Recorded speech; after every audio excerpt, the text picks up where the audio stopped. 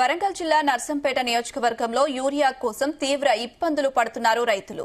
నల్లబెల్లి మండలంతో పాటు పలు మండలాలలో రైతన్నలకు యూరియా కోసం తిప్పలు పడుతున్నారు.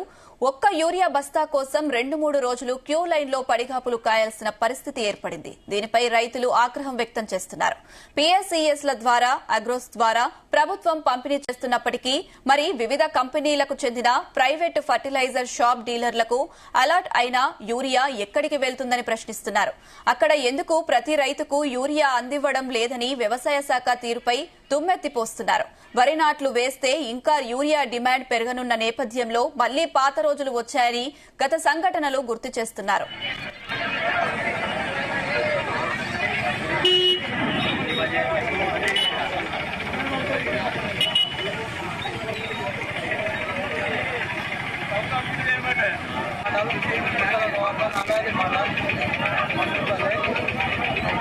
దశ నుండి భార్య భర్తలు చెప్పులు పెట్టుకున్నాయి. రైతు ప్రభుత్వం ఏది రైతు ప్రభుత్వం ప్రతి రైతు పాత రైతు కేసీఆర్ అనుకున్నప్పుడే మంచి అక్కడ మంచి ద్వారా అయితే కేసీఆర్ ప్రభుత్వం మంచిగా చాలా